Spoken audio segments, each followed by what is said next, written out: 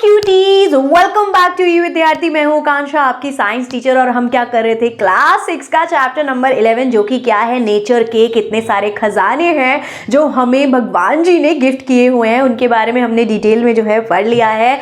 तो भाई air, water, sunlight, forest, soil, mineral, fossil fuel, ये सारी ही चीजें क्या है, नेचर के वो खजाने हैं जिनके बिना हमारी जिंदगी असंभव है। तो इसी के साथ हम कर रहे थे क्वेश्चन आंसर्स, इसमें से एक पार्ट ऑलरेडी हम कर चुके हैं, यानी पार्ट 1 आ चुका है क्वेश्चन आंसर्स का। नहीं देखा है तो देख लीजिए, यानी 8 क्वेश्चंस हम सॉल्व कर चुके हैं आप की बुक क्यूरियोसिटी एनसीईआरटी के। अब हम करने वाले हैं उसके आगे के क्वेश्चन आंसर्स। सो अब है क्वेश्चन नंबर 9। तो आइए देखते हैं क्वेश्चन नंबर 9 क्या पूछ रहा है आपसे। So how can you contribute towards enhancing the green cover of your locality, make a list of actions to be taken.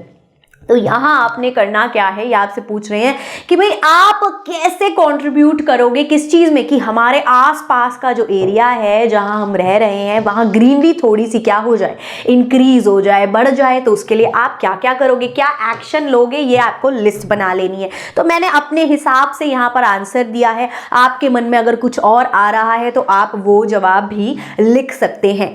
ठीक है, अब पहला क्या है, participate in tree planting drives. ठीक है, पार्टिसिपेट करेंगे भाई, हम पार्टिसिपेट करेंगे कि जो जहाँ जहाँ पेड़ उगाए जा रहे हैं ऐसी हर जगहों को, ऐसे लोगों को हम उनके साथ मिलकर एकजुट होकर जगह जगह जाके क्या करेंगे, पेड़ लगाएंगे, नए नए पेड़ लगाएंगे। Encourage community members to plant more tree, साथ ही साथ अपने सारी कम्युनिटी के मेंबर्स को, अपने आसपास के लोगों को क्या बोलेंगे, एनकरेज करेंगे, बातें करेंगे, उनसे बोलेंगे कि भैया आपको भी ज्यादा से ज्यादा हमारी तरह क्या करना चाहिए, पेड़ लगाना चाहिए। क्यों? क्योंकि वो हमारे लिए कितना फायदेमंद है ये बताएंगे।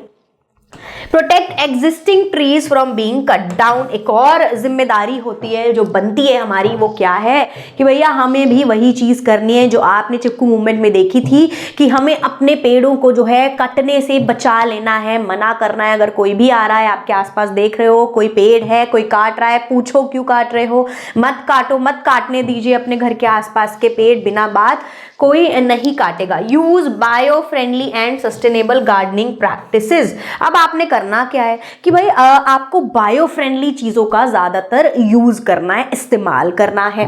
ठीक है, और दूसरा आपको क्या करना है, सस्टेनेबल गार्डनिंग प्रैक्टिस। मतलब क्या है इसका कि भाई अगर आपके घर में थोड़ी बहुत भी जगह, थोड़ा सा छोटा सा एक गार्डन, या आप प्लांट्स लगा सकते हो छोटे छोटे, जैसे कि आजकल लोग अपने बैल्कनी में अपने छोटी सी जगह में क्या है, छोटे छोटे से पौधे लगा लेते हैं जिनमें मिर्ची, टमाटर, ऐसे बेसिक सी चीजें उगा के लोग उसको अपने घर में यूज करते हैं। तो आप भी ऐसा कर सकते हैं, है ना। Create awareness about the importance of green cover, वही आपको फैलानी है जानकारी, अवेयरनेस, क्या कि भैया हमारे आसपास अगर ये ग्रीनरी ज़्यादा से ज़्यादा रहेगी तो उसके फ़ायदे क्या हैं, क्यों रहनी चाहिए, क्यों इतने पेड़ उगाएं, क्या इससे हम सभी लोगों को और साथ ही साथ पेड़ों को भी फायदे हैं। चलिए, इसी के साथ क्वेश्चन नंबर 10 है। 9 तो देखिए आप अपने आप भी लिख सकते थे, आपके मन में जो आए और चीज़ें पॉइंट्स आए वो आप लिख सकते हैं। अब क्वेश्चन नंबर 10 क्या है, in the given illustration we see that food is being cooked, answer the following questions. अब आप देख पा रहे हैं ये जो फोटो है, जो पिक्चर है, इसमें एक लेडी खड़ी हुई है गांव में, है ना। ये यहाँ पर एक चीज रखी हुई है, इसको देख रही है, और यहाँ एक कुकर जैसा आपको नजर आ रहा है और इसके अंदर खाना बन रहा है। वो वेट कर रही है कि ये खाना कब बन जाए।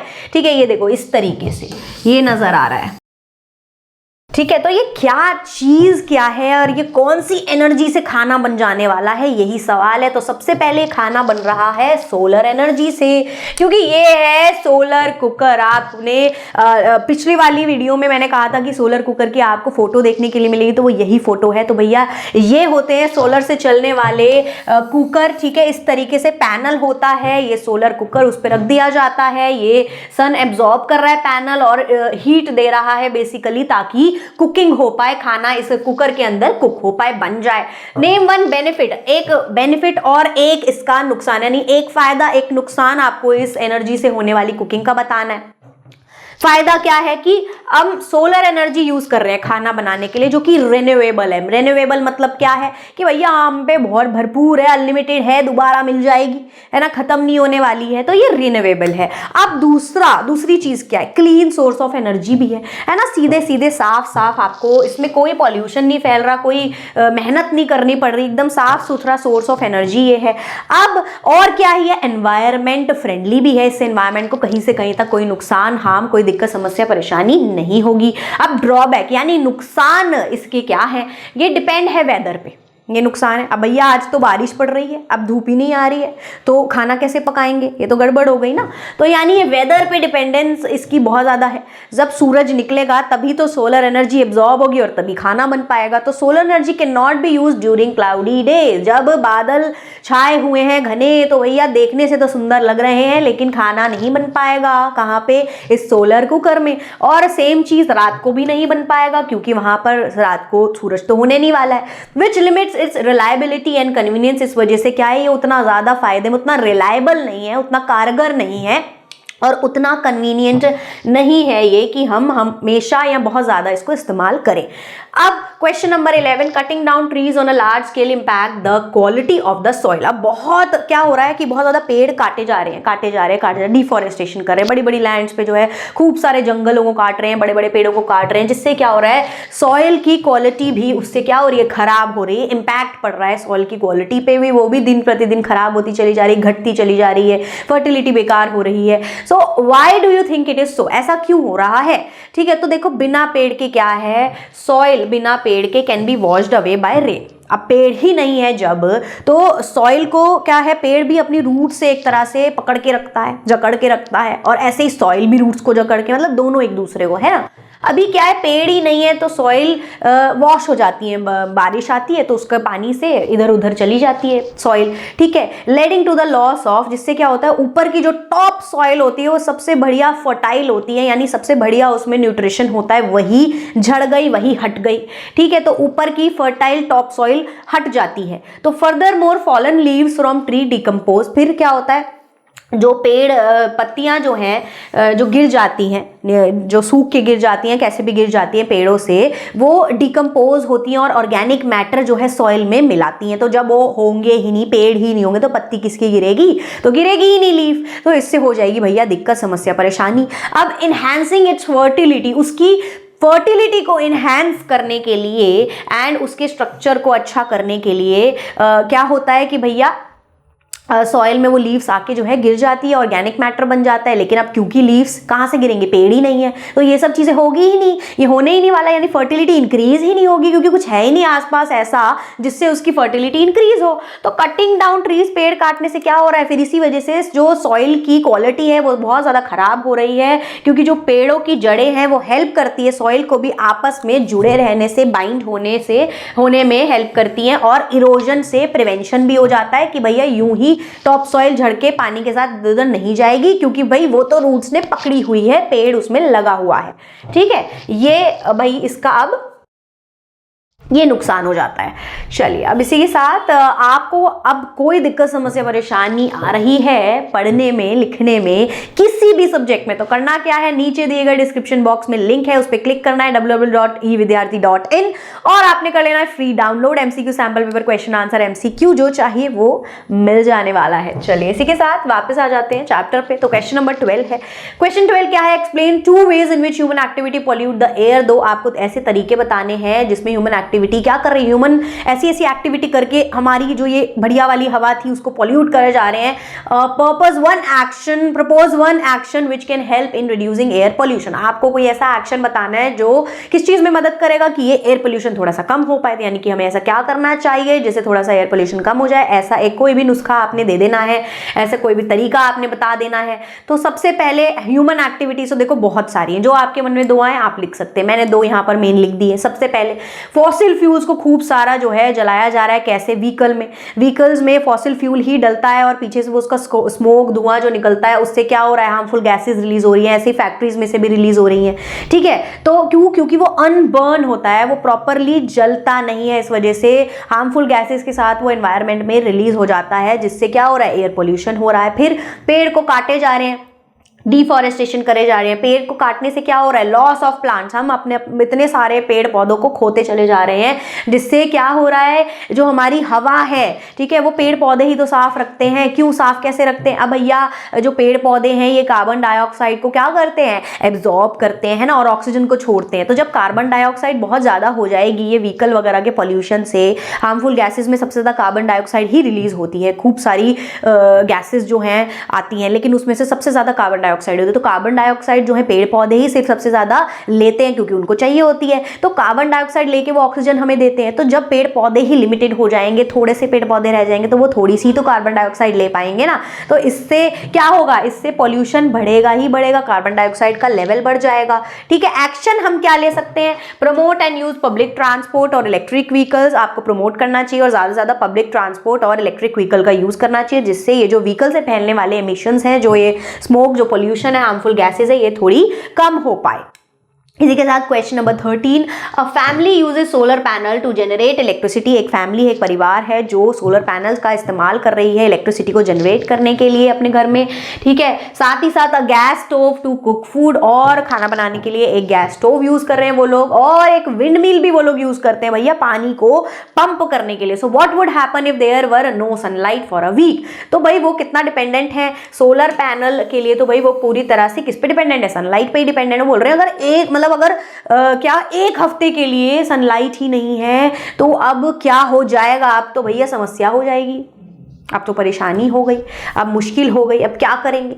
ठीक है, तो without sunlight solar panel would not generate electricity. सबसे पहली चीज क्या है, इलेक्ट्रिसिटी मिल ही उनको कहां से रही है, सोलर पैनल से, तो बिजली ही नहीं होगी भैया एक हफ्ते तक। तो अब this would force the family to rely on backup source. अब इस पर जो फैमिली है वो अपना बैकअप उठाएगी कि भाई बैकअप क्या करेगी, वो कोई ऑल्टरनेटिव चुनेगी, एनर्जी कोई ऑल्टरनेटिव चुनेगी कि भाई किसी से उधार मांगेगी, कुछ करेगी कि जिससे उनकी पावर की नीड जो है पूरी हो पाए और बिजली घर में कुछ समय के लिए आ जाए, है ना।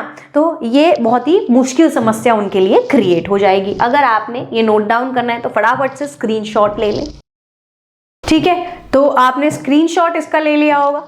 इसी के साथ चलिए नेक्स्ट क्वेश्चन पे बढ़ जाते हैं। क्वेश्चन नंबर 14, ये क्या है, फिल इन द ब्लैंक्स। ठीक है, fill up the blanks using the following term. ये सब टर्म्स आपको दी हुई है और आपको इसके हिसाब से ब्लैंक्स को फिल कर देना है। तो भाई क्या क्या लिखा है, fossil fuel, forest, air, petroleum, coal, water, non renewable resources, ये सारी चीज। सबसे पहले नेचुरल रिसोर्सेज के बारे में हमने पढ़ाई करी है इस चैप्टर में। तो दो तरीके के नेचुरल रिसोर्सेज होते हैं, एक तो होते हैं जो रिन्यू हो जाते हैं, रेप्लेनिश हो जाते हैं, और एक होते हैं नॉन रिन्यूएबल जो रेप्लेनिश नहीं हो सकते हैं। तो यहां पर पहले हम कैटेगरी में डिवाइड कर देंगे, क्या, नॉन रिन्यूएबल। ठीक है, अब इसके बाद भी फर्दर डिविजन्स यहां पर हो जाएगी। तो नॉन रिन्यूएबल में क्या आ गया भाई, सबसे पहले यहां पर ये देखो फॉसिल फ्यूल्स हम यहां पर लिख देंगे, फॉसिल फ्यूल इस वाले ब्लॉक में लिखेंगे। फिर हम लिखेंगे यहां पर फॉसिल फ्यूल में क्या क्या कैटेगरी आ गई, पेट्रोलियम हो गया, नेचुरल गैस हो गया, और क्या दिया हुआ है यहाँ पर, कोल दिया हुआ है। ये तीन चीजें आ जाएंगी नीचे। तो ये जो भी सारी चीजें यानी कि जितने भी तरीके के फॉसिल फ्यूल हैं ये क्या है, एक तो ये लिमिटेड क्वांटिटी में ही पाए जा रहे हैं और उसमें भी हम अंधाधुन इसको इस्तेमाल करे जा रहे हैं, जो कि बहुत जल्द खत्म हो जाएगा, फिर हमें मिलेगा ही नहीं। फिर क्या करेंगे, और इनको दोबारा बनने में मिलियंस ऑफ ईयर्स लगते हैं, जिसमें हमारी खूब सारी जनरेशन पैदा होके मर के चली भी जाएंगी, निपट जाएंगी। तो अब इसके साथ रिन्यूएबल रिसोर्सेज में क्या क्या आ गया हमारे पास, सबसे पहली आ गई हवा, फिर आ गया जी वाटर, फिर आ गया फॉरेस्ट। तो इसके आंसर अगर आपको नोट डाउन करना है, फिल करना है, तो ये है इसका करेक्ट आंसर। फटाफट से स्क्रीनशॉट ले लीजिए। चलिए इसी के साथ आगे बढ़ जाते हैं। तो question number 15, is it increasing demand for trees to meet the requirements of industries and housing justified, discuss and prepare a brief report. अब ये बोल रहे हैं क्या ऐसा है कि आजकल जो है पेड़ पौधों की डिमांड बढ़ रही है क्योंकि इंडस्ट्रीज में और घरों में उसकी बहुत ज्यादा जरूरत है। तो नहीं, it is not justified to cut down trees excessively. भैया आप डिमांड कितनी भी बढ़ रही हो लेकिन पेड़ काटते चले जाएंगे तो भी जीवन असंभव है, इम्पॉसिबल है। तो ये कोई जस्टिफाई नहीं है कि हाँ इंडस्ट्रीज को जो है ज़्यादा ज़रूरत है इनको काट काट के चीज़ें करने की या बनाने की, या घरों को ज़रूरत है तो जी काट दो। नहीं, ये जस्टिफाई नहीं है। हमें नहीं काटना है इतने सारे पेड़ को इतने एक्सेसिवली, या अगर हम कभी भी एक पेड़ को कट कर रहे हैं उसकी जगह दूसरा लगाएं, ठीक है, हटा नहीं देना है। तो forest are crucial for maintaining biodiversity. Forest बहुत क्रूशियल, बहुत टिपिकल होते हैं मेंटेन करने के लिए हमारी पूरी biodiversity, providing oxygen, regulating the climate. क्यों, क्यों? क्योंकि भाई फॉरेस्ट का बहुत सारा रोल प्ले है, बहुत सारा काम है। वो हमें खूब सारा ऑक्सीजन प्रोवाइड करते हैं, वो क्लाइमेट को भी रेगुलेट करके रखते हैं, मेंटेन करके रखते हैं। अनचेक डिफॉरेस्टेशन, अगर हम बिन बात के डिफॉरेस्टेशन करते चले जाएंगे, यानी कि फॉरेस्ट को काटते चले जाएंगे, इससे क्या होगा? लॉस ऑफ हैबिटेट्स होगा। लॉस ऑफ हैबिटेट्स मतलब बहुत सारे खूब सारे प्लांट्स और एनिमल्स का जो घर है, जो नेचुरल घर है, जो हैबिटेट है, वो हट जाएगा, खत्म हो जाएगा, खराब हो जाएगा। Increase carbon dioxide, carbon dioxide की मात्रा जो है वो बढ़ती चली जाएगी, लेवल्स जो है वो बढ़ते चले जाएंगे एयर में। एंड द सॉइल इरोजन भी जो है वो भी इंक्रीज होता चला जाएगा। ऊपर की टॉप लेयर वाली जो फर्टाइल सॉइल है वो इरोड हो जाएगी, हट जाएगी, रिमूव हो जाएगी, रन ऑफ हो जाएगी। Sustainable practices such as afforestation, अब हमें इसके लिए क्या करना चाहिए? हमें आगे की सस्टेनेबल मतलब आगे के फ्यूचर को बचाने के लिए, फ्यूचर की जनरेशन के लिए हमें एकजुट होकर सेव करनी है कुछ चीज़ें, और उनके लिए कुछ चीज़ें हमें आगे के लिए रखनी है, जैसे कि एफॉरेस्टेशन की हम दोबारा से फॉरेस्ट को बनाए लाएं, नए नए पेड़ लगाएं, कंट्रोल करें लॉगिंग को, यूज करें, alternative material should be promoted. जो भी भैया ऐसी खूब सारी चीज़ें होती हैं कि अगर जो पेड़ पौधों से आ रही हैं और इस वजह से हम अपनी कंफर्टेबल लाइफ के लिए जी रहे हैं, तो उसकी जगह कुछ और यूज़ किया जाए, जैसे फॉसिल फ्यूल की जगह भी कुछ और ऑल्टरनेटिव ढूंढे जा रहे हैं, जिससे कि ट्रांसपोर्ट और जो व्हीकल्स हैं वो चल पाए, है ना। ऐसे ही जो पेपर है अब वो लिमिटेड यूज होने लग गए हैं, क्योंकि अब डिजिटल इंडिया हो गया, भाई डिजिटल हो गया देश, तो भाई अब ऑनलाइन डॉक्यूमेंटेशन सेव होने लग गए हैं, उससे पेपर का यूजेज थोड़ा सा कम हो गया है। ठीक है, ऐसे खूब सारी चीजें हैं जो लाई जा रही है और आप भी उनको थोड़ा सा ढूंढिए और यूज करिए अपनी लाइफ में। अब question number 16, purpose a plan to use less water in your school. ठीक है, प्रपोज अ प्लान। ठीक है, अब आपको एक प्लान प्रपोज करना है, बताना है, बनाना है कि जिससे आप अपने स्कूल में, कि भाई आपके स्कूल में पानी का कम से कम इस्तेमाल हो, क्या स्टेप लेने चाहिए इस प्लान को सक्सेसफुल बनाने के लिए, और कैसे जो है ये एनवायरनमेंट को हेल्प करेगा। तो भाई सबसे पहले जो प्लान है लेस वाटर को यूज करने का, वो क्या होगा? Use grey water for gardening purposes. Grey water का क्या मतलब है? कि भैया पीने वाला पानी इस्तेमाल ना करें, कोई भी पानी जो आपके पास रखा हुआ है पहले से स्टोर, वो आप यूज करेंगे। इंप्लीमेंट अ रेन वाटर हार्वेस्टिंग सिस्टम। आपने एक स्कूल में क्या होना चाहिए? रेन वाटर हार्वेस्टिंग सिस्टम होना चाहिए, बड़ा सा टैंक होना चाहिए, जब जब बारिश होए वो पूरा जो है स्टोर हो जाए और फिर उसको ही इस गार्डनिंग पर्पस और भी चीजों के लिए इस्तेमाल कर सकते हैं। Install water efficient faucets and toilets. अब जो टॉयलेट्स और टॉयलेटरी हो गए, जो टैप्स हो गए, नल वगैरह हो गए, ये सारी चीज़ें जो स्कूल में लगी होनी चाहिए वो कुछ ऐसी लगी होनी चाहिए कि भैया पानी उसमें से आ ही लिमिटेड रहा है, अंधाधुंध पानी नहीं निकल रहा है। तो इस तरीके के जो है जो इक्विपमेंट्स हैं वो यूज़ किए जाए, वो इंस्टॉल किए जाए। Steps to implement the plan. अब ये प्लान जो है ये इम्प्लीमेंट हो जाए, ठीक है, उसके लिए क्या स्टेप लेना है? Monitor water usage regularly. जा जाकर देखो कि भैया कितना पानी यूज हो रहा है, आज कितना वेस्ट हुआ, कितना यूज कर रहे हैं। सेट रिडक्शन टारगेट, फिर टारगेट्स दीजिए कि जी इससे कम करिए थोड़ा, अब रोज के रोज इससे थोड़ा और कम करिए।